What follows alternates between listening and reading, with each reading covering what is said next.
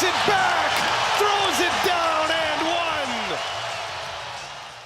Welcome back to your Valley Sports Plugs Phoenix Suns recap for January 24th through February 6th, 2024. I'm Chris Patrick, that's Michael Benjamin, and we're here to break it all down for you. Before we get into it, I do have a very important announcement. Valley Sports Plug is giving you the chance to win a pair of lower-level Phoenix Suns tickets right now. Yep, that's right.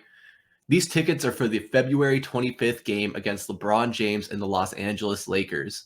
And all you have to do is head over to our Instagram page at AZ_VSP for all the details. Now, once you're there, just check for the pinned post at the top of our page and follow the instructions. The winner will be chosen February 23rd, so you still have plenty of time.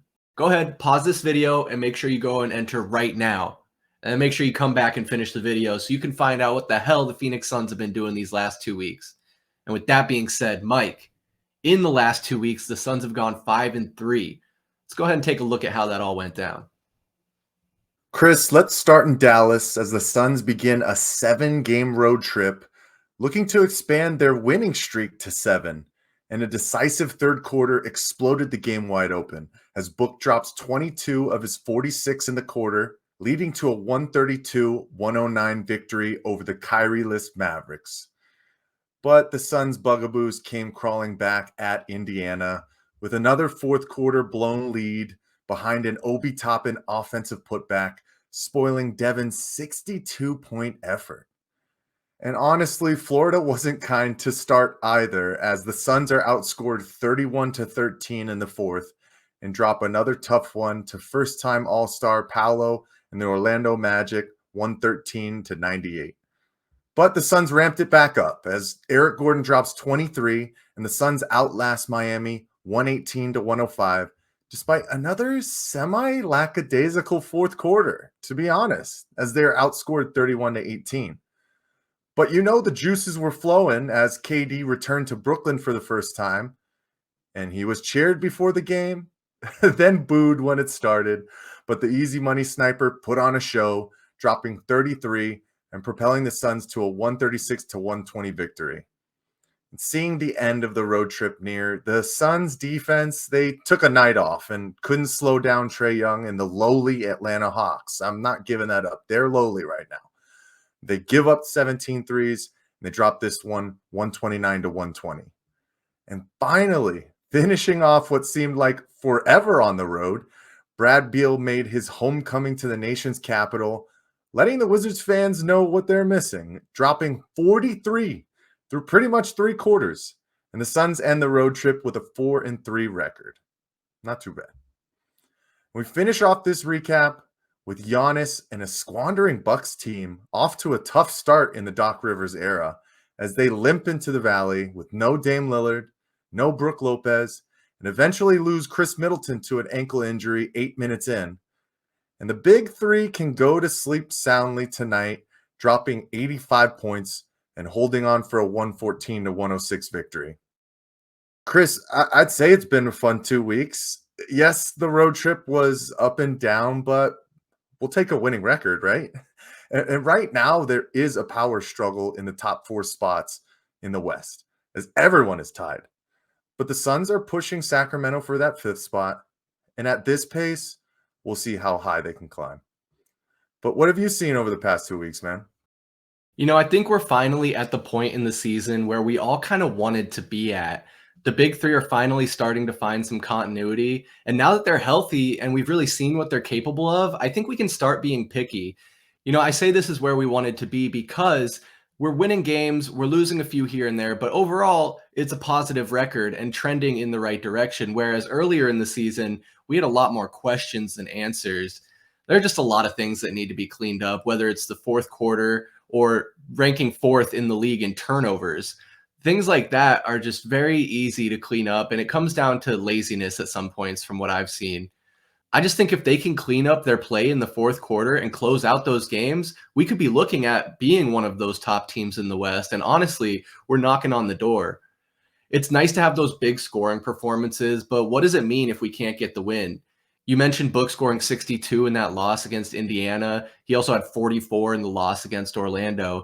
And Durant had himself 35 in the loss against Atlanta. Now, to be fair, they are putting up big scoring numbers in wins as well, but you just hate to see those outputs wasted in a sense when you end up taking the loss.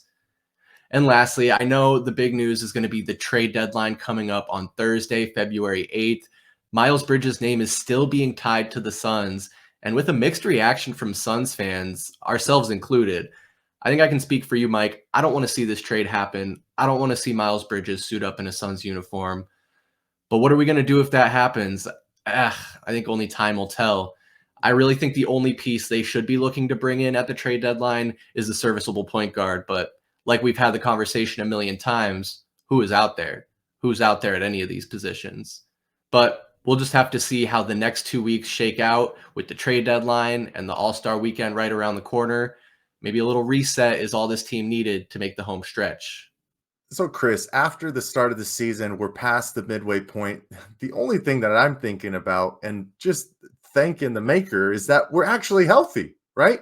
We got Bull back as well against Washington. Had some nice impact plays against the Bucks with that nice little scoop as well. I mean, only guy that's still on the mend is Damian Lee, but he's coming back from that meniscus surgery. And it sounds like Bradley Beal is going to have to get that nose reset. So hopefully he can do that during the All-Star break so he won't miss too many games and they won't get out of rhythm.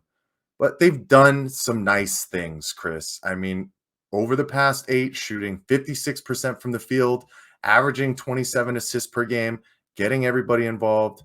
Like we said a couple of different times as well, the big three has to be dominant, and they showed it specifically against the Bucks as well. But you touched on some great things too. I mean, we got to play some defense sometimes. You can't score 131 points to the Pacers and lose that game. You also shouldn't score 120 on Atlanta and lose that one as well, right? We're getting to the point of being a little bit picky at what we're seeing from this team because we have those high expectations, and that's okay to do. We just have to continue to play with pace in the fourth. It still seems like Vogel is still trying to figure out when to give Booker the rest. Should he start him at the beginning of the fourth quarter? I mean, it's worked sometimes and it hasn't. Now that these guys are all healthy, you can see what the true rotations were supposed to look like. And obviously, over the past 22 games, we're 16-6. So we're moving in that right direction. But the last thing I'll nitpick at once again is the lackadaisical efforts with the ball, man. Just high pass turnovers into defenders' hands, not controlling the basketball down in the last 5 minutes of games. The Suns have lost 10 games when having the lead going into the fourth quarter. And if you want to be an elite team, you cannot do that. So there's things to clean up. We'll keep an eye on the trade deadline to see if they can really make any moves. But from all things that we're seeing right now, the pieces that were put together are starting to move in the right direction that we hoped before the season started. So I'm excited, man. And I'm ready for the All-Star break as well because we got some of our guys ready to go in Indiana. But Chris, I think this week deserves a player of the recap, right? So who do you got and who's on the top of your list for this one? Man, 2 recaps in a row we get a player of the recap. Suns must be doing something right. Mike, I'm going to have to go back to back here. I took him last time. I'm taking him this time. It's that man, Bradley Beal, the Brad man.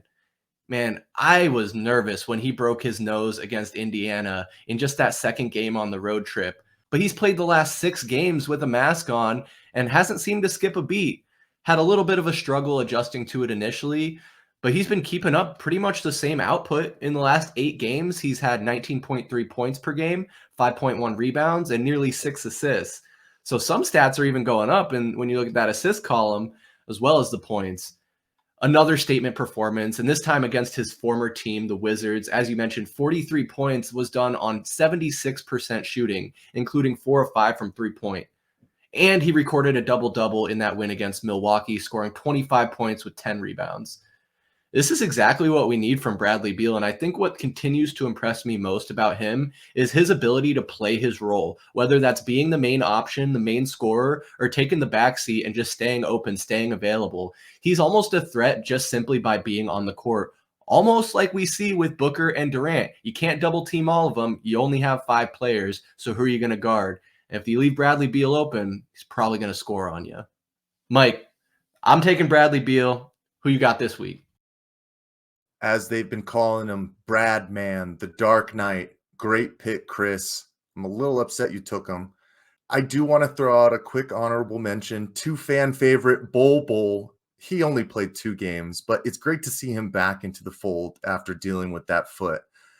But I'd be absolutely remiss if I did not go with the man, the myth, and the quickly growing legend, Devin Armani Booker, for my player of the recap.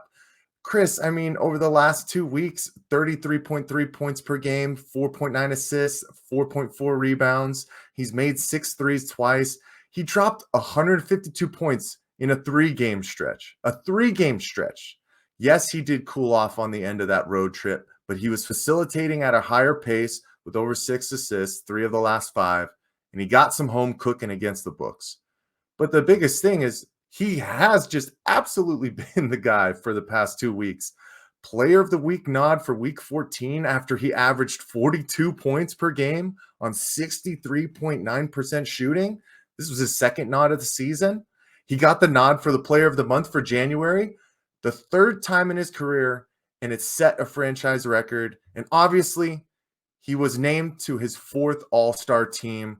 We're so proud of Book. Oh, and should I also add in that the Book One marketing has finally dropped, and now we're going to be able to get those shoes on our feet. It's been a huge 2 weeks for Devin Booker. This was by far the easiest decision I probably ever had, picking somebody for player of the recap during our time with Valley Sports Plug, and I'm honored that you let me take him this time, Chris. But man, let's keep it rolling. Let's get this All-Star weekend started up sooner rather than later so we can see Kevin Durant and Devin Booker get on the floor. But before that, what do you got for the next 2 weeks, man? Yes, sir. The next 2 weeks will include that All-Star weekend from February 16th to the 18th. But before then, Phoenix will be at home hosting the Utah Jazz before they hit the road to take on the Golden State Warriors. They'll come back home for 2 straight against the Kings and the Pistons. And that'll be it for the next 2 weeks and the Suns games go. You mentioned Booker and Durant in the All-Star game. Grayson Allen snubbed from the 3-point shooting contest. So no, we won't get to see the man with the highest 3-point shooting percentage in the league in that competition. Seems a little fishy to me, but guys, we're going to keep bringing you a recap of the Phoenix Suns every 2 weeks this season. So make sure you subscribe right here on YouTube and set those notifications so you can stay up to date with all the Valley Sports and Phoenix Suns action. For Michael Benjamin, I'm Chris Patrick, and we'll see you next time. Peace.